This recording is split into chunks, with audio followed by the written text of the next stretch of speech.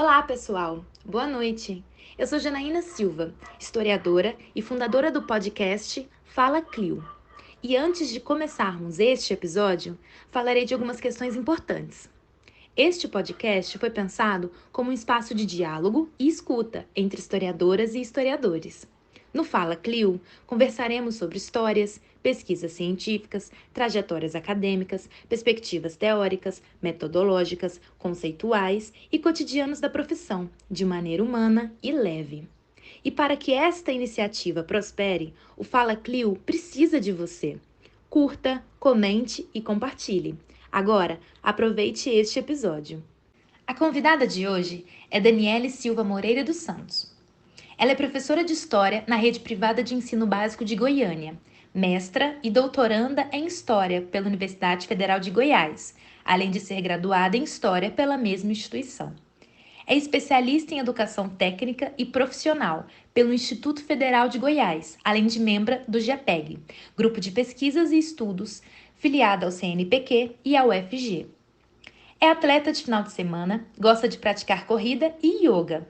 É tia do João Gabriel, colecionadora de canecas, vilanovense e aquariana. Gosta de pop internacional e rock nacional. E se auto-identifica como uma jovem de alma antiga, que gosta de cozinhar e mais ainda de comer. Sociável, mas nem tanto. Não tem muito tempo livre, mas quando tem, prefere dormir e aproveitar filmes e séries do que sair para festas. Muito obrigada por ter aceito o convite, Daniele. Será um prazer conversar com você essa noite. Como a história entrou em sua vida? Bom, a história entrou na minha vida ainda no ensino médio, desde o primeiro ano. Eu estava em dúvida, em relação a qual curso escolher, a qual vestibular prestar, mas eu sempre soube que eu era de humanas, né? Nunca tive muita afinidade com exatas, nem com biológicas. E aí eu comecei a perceber que eu tinha uma afinidade muito grande com os professores de história, eu tinha notas muito boas e eu me envolvia, bastante nas aulas, eu tinha um interesse muito grande por história. Foi então que eu tomei essa decisão, para o desespero da minha família, que evidentemente esperava aí, que eu escolhesse um curso que tivesse um prestígio maior, um status melhor e uma remuneração também, né? Afinal de contas, ser professor no Brasil não é nada fácil. Mas eu fiz essa decisão, tomei essa decisão ainda no primeiro ano do ensino médio, me mantive firme e relutante e prestei vestibular ao final do terceiro ano. Entrei na faculdade, passei em terceiro lugar, com uma boa posição. Entrei em 2012 na faculdade. Entrei numa turma muito boa, muitos estudantes, muitos colegas, assim, eram pessoas fantásticas, muito estudiosas. A minha turma era uma turma muito boa. E, bom, eu costumo dizer até hoje para os meus alunos, a história mudou a minha vida. A minha vida, ela pode ser facilmente dividida entre antes e depois da história, porque eu mudei completamente a minha visão de mundo. Eu convivi com pessoas muito diferentes de mim, né? Eu passei a me questionar, a questionar a minha existência, a minha posição no mundo. Eu tive experiências fantásticas, eu conheci pessoas maravilhosas e eu passei a ter mais empatia, mais empatia, mais consideração, mais respeito com todo mundo, com a história de todo mundo. Sem falar que foi um choque também muito grande, né? As aulas de teoria, as aulas de história do Brasil que me arrebataram logo de início.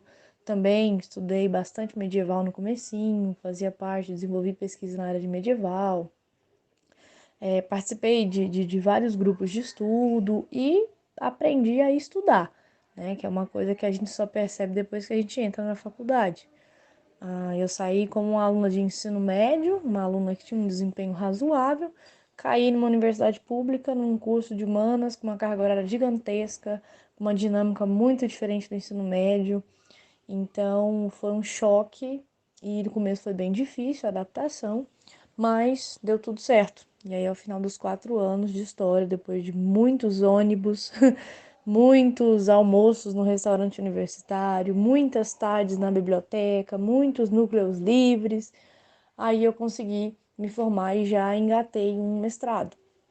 E a opção pelo mestrado foi, em parte, porque eu já estava envolvida com pesquisa, já estava participando do grupo de estudo do GPEG, né, o grupo de estudo de gênero, e já tinha deixado a pesquisa em medieval. Eu era bolsista para o Licem, então eu desenvolvi bastante trabalhos voltados para a sala de aula, para o ensino de história, para as relações de gênero, para a história do Brasil. Então, como eu já estava ali fazendo parte desse movimento de pesquisa, eu resolvi continuar no mestrado. E também, não vou mentir, pelo fato de que eu não consegui encontrar emprego, né? Logo assim, ao final da graduação, eu dava aulas particulares, eu corrigia provas para outros professores, mas emprego eu não consegui. E o mestrado seria uma possibilidade aí de ter uma bolsa, e foi o que eu fiz. Eu consegui, passei no mestrado, consegui a bolsa e estudei durante 2 anos com esse financiamento. Daí a importância da questão das bolsas, né? Então é fundamental, foi fundamental para a minha formação também. Ao final do mestrado foi quando eu consegui emprego, né? As coisas começaram a fluir, as aulas começaram a aparecer e eu resolvi continuar, né, no fôlego aí para poder fazer o doutorado. Então, atualmente eu estou no doutorado, estou aí no último ano, a previsão é para que eu possa defender ainda esse ano. Quais são as temáticas de seu interesse? As temáticas do meu interesse dentro da história são principalmente a história que envolve a perspectiva de gênero, história das mulheres, história das minorias, né, incluindo homossexuais e outras sexualidades dissidentes, que incluem também história do Brasil. O meu mestrado ele foi dentro de história de Goiás, literatura goiana e atuação feminina em Goiás através de jornais e da literatura. Então, história de Goiás, história do Brasil, essa conexão, esse diálogo entre história e literatura também é algo que sempre me chamou a atenção, é algo que eu sempre me interessei também por gostar bastante de literatura. História da imprensa, então história política, né? História dentro de uma perspectiva mais culturalista, de uma cultura política. E dentro do doutorado, eu fui me aproximando também com uma história voltada para a pedagogia dos sentimentos, para a maneira como os sentimentos são construídos. Também me aprofundei um pouquinho mais na questão da literatura fantástica, das utopias, das distopias dentro da história.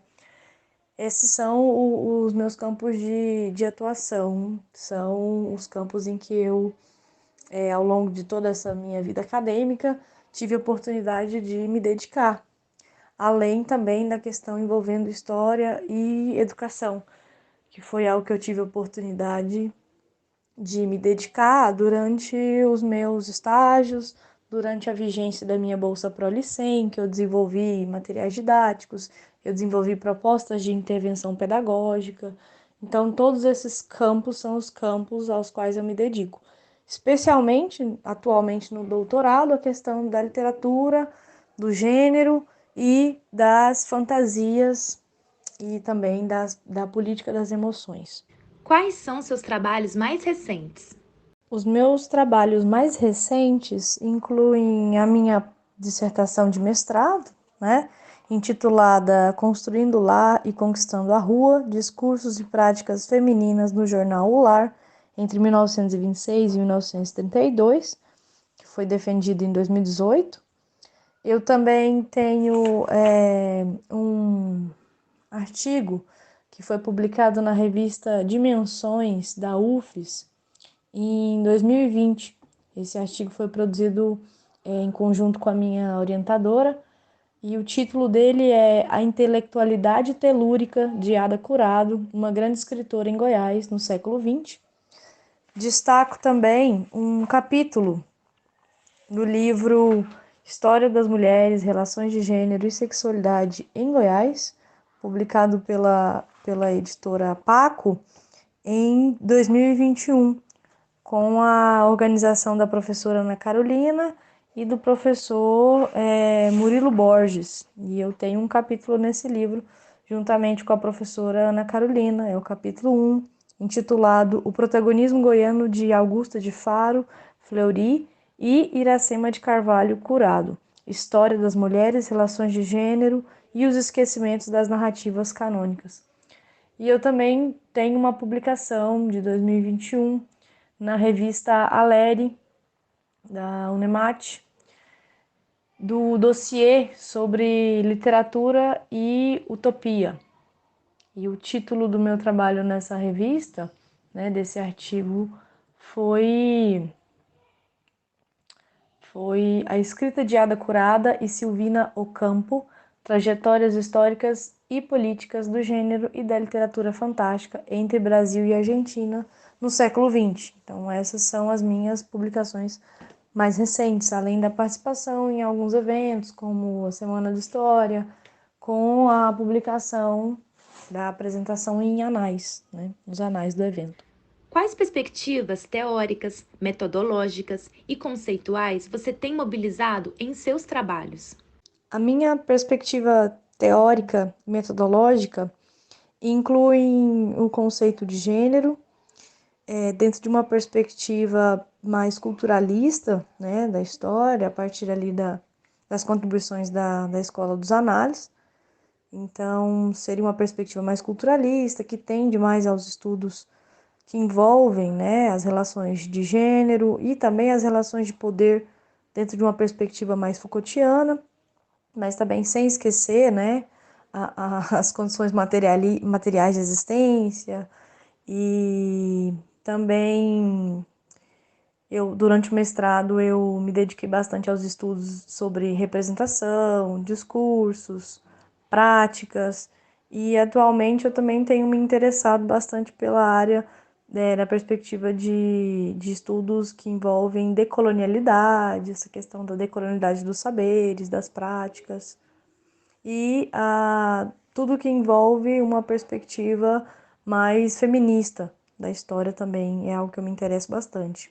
Agora, um bate-bola, jogo rápido e respostas curtas. Um momento especial. Um momento inesquecível. Olha, a faculdade de História me proporcionou vários momentos inesquecíveis, tanto pelo lado bom quanto pelo lado ruim. Mas eu prefiro lembrar das coisas boas, né? Então, eu acho que eu tive dois momentos, assim, que foram momentos de intensa alegria, momentos que eu me recordo com muito carinho, que foi quando eu me formei. Foi muito lindo porque, né, é o grande momento esperado por todo mundo que faz uma graduação, e toda aquela cerimônia me deixou muito emocionada, né, a beca, as fotos, a minha família ali assistindo tudo, e também teve um gostinho especial porque eu tinha sido aprovada no mestrado, né, então foi um momento, assim, de muita, muita alegria, porque eu sabia que eu ia continuar ali, né, na UFG, então, e saber que eu estou formando, que eu estava formando já dentro da pós-graduação, numa universidade renomada, foi algo muito gratificante. E outra oportunidade, assim, também fantástica, incrível, indescritível, foi quando eu fui aprovada no processo seletivo para ser professora substituta lá na Faculdade de História. E foi um momento muito incrível também, porque eu também tinha sido aprovada no doutorado. Então foi outro momento de dupla emoção. Eu tinha sido aprovada no doutorado e eu já ia entrar no doutorado também com a oportunidade de dar aula na Faculdade de História. E foi algo assim incrível e muito marcante, muito bonito para mim, muito importante na minha trajetória acadêmica. Uma decepção? Com certeza, eu acho que a minha maior decepção na história não foi nem exatamente com a história em si, foi mais com a licenciatura, né? E descobrir as condições de trabalho de um professor, né? E sentir isso na pele foi algo assim meio decepcionante, chocante e entristecedor. Me deixou muito chateada, né? Eu imaginei que seria difícil quando eu entrei, né? Eu sabia que eu provavelmente ia me tornar professora, acaba sendo, né, um destino comum aí de todo mundo que faz licenciatura em História. Eu imaginei que seria difícil, porém foi muito mais difícil do que eu imaginava, né? Recebi vários nãos, distribuí muitos currículos, sofri diversos tipos de assédio, enfim, moral, sexual. Então foi bem difícil esse começo, mas a vida foi muito generosa comigo e eu também consegui superar isso, né? Um sonho. O meu maior sonho, eu imagino que seja bem parecido com de vários colegas meus na história. Meu sonho é me tornar uma professora federal, né? Me tornar professora numa universidade federal ou num instituto federal e poder continuar fazendo meu trabalho, fazendo aquilo que eu acredito e mostrando para as pessoas que história é importante, que história é fundamental. E não só isso, né? Mas dar aula num país que valorize a educação e valorize o professor, não só o professor federal, mas em todos os níveis, né? Desde a educação básica, educação infantil. Então, eu acho que é isso, assim. Um sonho que é um sonho meu e que é um sonho coletivo também. Que todos os meus colegas tenham a oportunidade de exercer essa profissão com dignidade, com respeito, com remuneração justa, porque eu tenho amigos fenomenais. A própria Janaína, né, a pessoa que conduz esse projeto maravilhoso Fala Clio, é uma pessoa que eu gostaria muito de ver assim junto comigo, alçando esses voos e participando, né, do desenvolvimento científico e acadêmico no Brasil. Então são pessoas muito qualificadas e muito maravilhosas. E ser professor no Brasil não é fácil. Então acho que o meu sonho é que essas condições melhorem, né, para todos nós. Um professor ou professora marcante.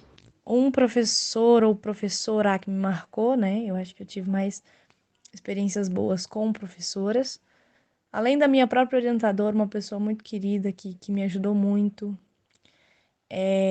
não só, né, dentro das questões acadêmicas, mas também familiares e etc. Eu destaco também a professora Heloísa Capel, que quando eu me matriculei, eu me lembro exatamente do dia que eu fui fazer matrícula. Eu fui a primeira a fazer matrícula, ansiosa nem um pouco. E a professora Capel, na época, era diretora da Faculdade de História. E foi ela quem me recebeu. Muito sorridente, muito acolhedora, de braços abertos. Então foi muito bom, foi uma recepção muito calorosa e muito gentil da parte dela. E depois a gente voltou a se reencontrar em vários momentos. Eu peguei um núcleo livre com ela sobre arte e depois também ela fez parte da minha banca de defesa do mestrado. Então eu sempre deixei, sempre falei para ela, né, esse carinho, porque ela esteve presente em momentos muito bacanas da minha graduação e da minha pós-graduação. Outra pessoa também que eu tenho um respeito e um carinho assim imenso é a professora Maria Armênia, que foi minha professora de medieval, com quem eu comecei a pesquisar. E é uma professora muito rígida, mas também com um coração muito grande e uma disposição muito grande para ensinar, uma paciência muito grande. E logo no comecinho, quando eu ingressei na graduação, eu comecei a pesquisar no medieval com ela. Então ela meio que me ensinou, né? Eu devo muito a minha trajetória de pesquisa a ela. O pontapé inicial foi com ela. Então, com certeza, ela também é outra pessoa que me marcou bastante. E a sua relação com a história em uma palavra. Bom, definir a minha relação com a história em uma palavra não é fácil, não é simples, mas eu acho que a palavra é sentido. Porque eu acho que foi isso que a história me deu e é isso que a história tem me dado até hoje. Não só porque é o meu ganha-pão, né? É através do ensino da história que eu pago os meus boletos enfim, vivo a minha vida, ajudo as pessoas que eu amo, mas a história realmente me deu um sentido. Em alguns momentos ela me desestabilizou, mas ela também foi esse rumo, né? Esse caminho. Então, acho que sentido é a palavra no sentido de direção, né? A história realmente sempre me deu uma direção. E é uma direção que sempre me deixou muito convicta, né? Do meu lugar no mundo e das minhas convicções políticas, ideológicas. Então, eu acho que é isso. A palavra é sentido. Muito obrigada por esse papo, Daniele, e te desejamos todo sucesso na sua jornada. Esse foi mais um episódio do Fala Clio. Esperamos que você tenha aproveitado esse papo e não se esqueçam daqueles 3 Cs: curtir, comentar e compartilhar. Até domingo que vem.